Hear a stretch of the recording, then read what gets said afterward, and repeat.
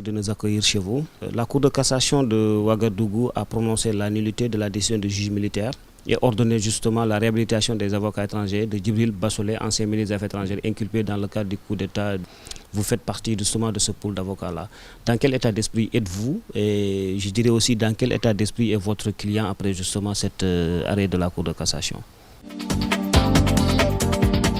La première, la décision de la Cour de cassation qui est intervenue en premier de l'État du Burkina Faso a décidé, a déclaré que le juge avait violé les conventions internationales, et notamment celle de l'UOMA et celle de les conventions françaises, les conventions internationales entre le Burkina Faso et la France, en décidant que les avocats étrangers ne pouvaient pas assister leurs clients au Burkina. Mais elle a cassé une décision de la Cour de cassation, de la Chambre d'accusation, que là-bas il y a un autre nom. Justice militaire.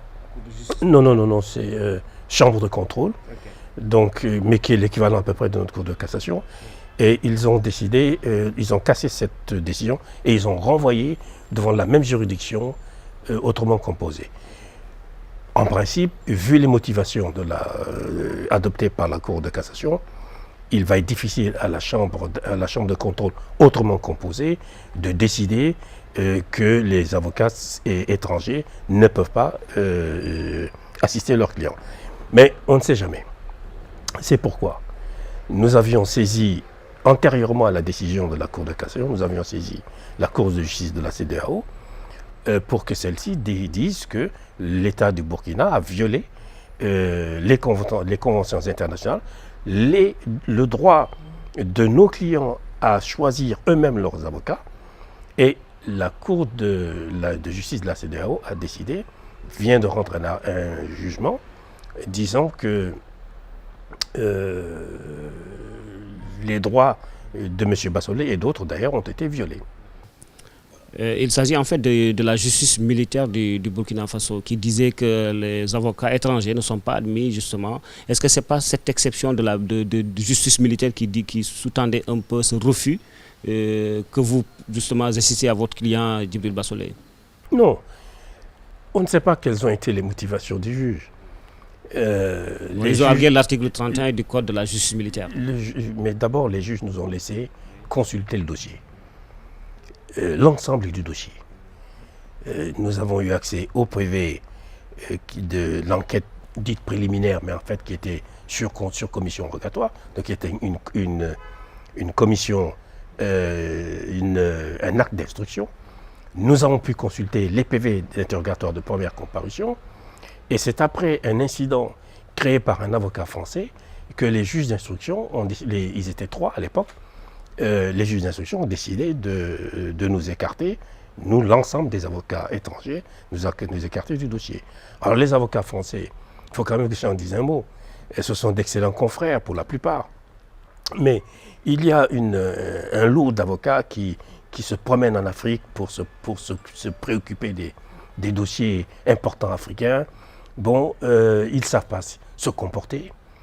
Et nous avions échangé, cet avocat et moi-même, pour la conduite à suivre. Dès qu'il est rentré à Paris, il a pris une autre direction qui a provoqué un incident avec les juges d'instruction.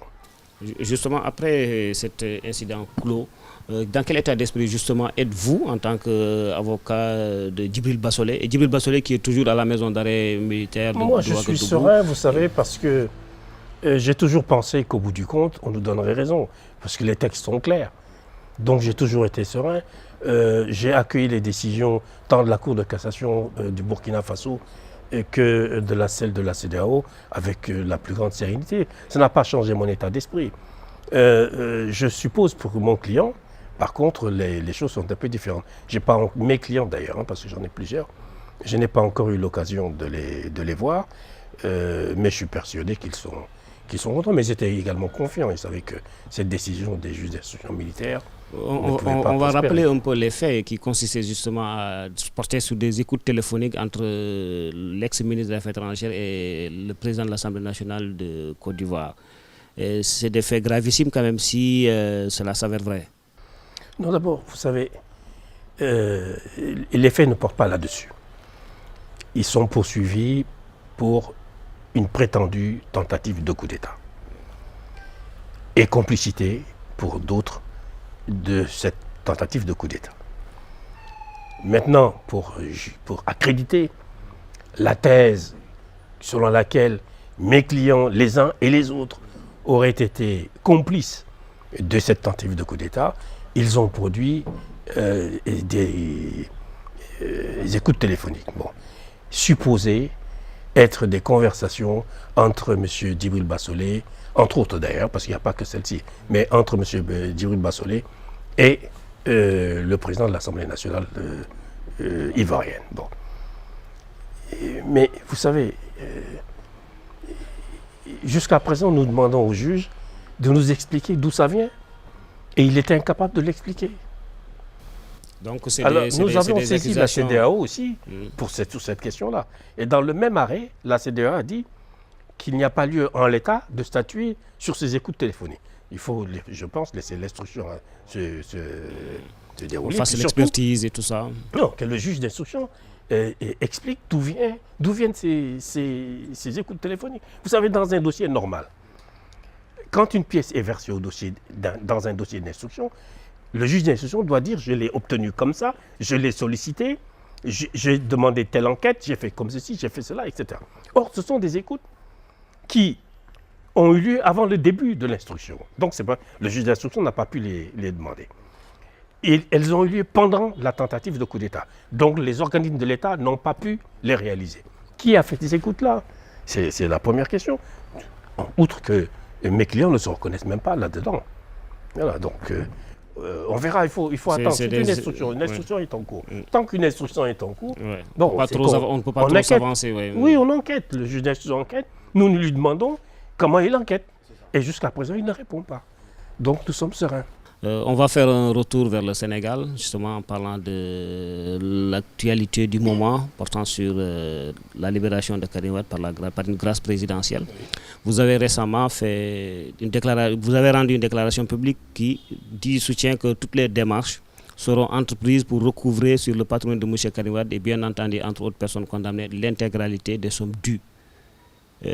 En faisant quoi? Vous allez faire exactement quoi pour recouvrer ces sommes dues-là? Ce que nous faisons depuis que l'arrêt a été rendu, nous allons taper un peu partout, là où nous savons qu'il a gardé de l'argent. Bon, vous savez l'histoire des Panama Papers. Bon, donc on peut dire que Karim Wade a quelque part sous à Panama Papers. Pardon? Donc c'est une manière de dire que Karim Wade a quelque part un peu de garder son argent vers le Panama. Nous n'en savons rien, nous cherchons. Voilà, mais il a été cité dans l'affaire des Panama Papers. Donc par conséquent, il a été cité et je n'ai pas vu de démenti formel. Je n'ai pas vu de démenti formel, il a été cité dans cette affaire.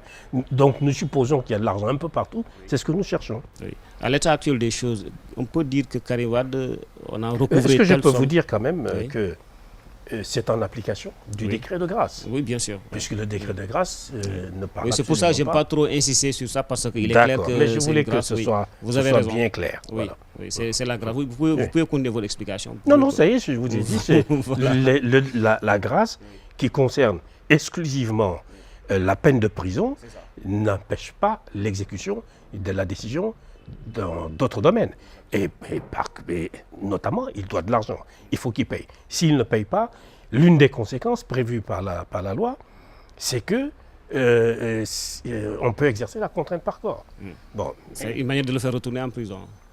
La contrainte par corps, oui, c'est une manière de l'obliger à payer. La contrainte par corps, c'est l'obliger à payer. C'est une manière de l'obliger à payer. Oui. Et s'il ne paye pas, d'en supporter les conséquences prévues par la loi. Oui. Mais au cas où il refuserait de payer, il pourrait retourner en prison.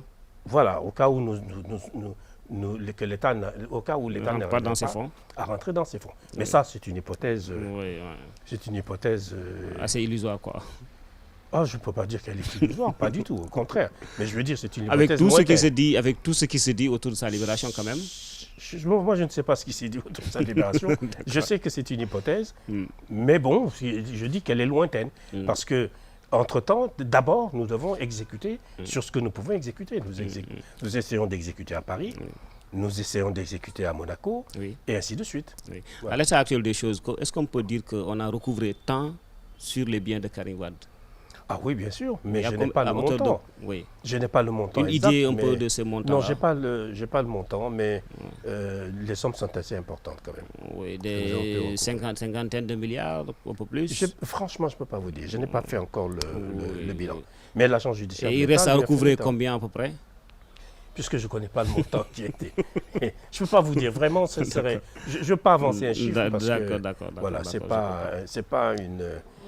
Moi, je continue à exécuter tant que j'aurai le devoir de l'argent. Voilà. D'accord. Et Merci. surtout sur les biens. Merci beaucoup, maître.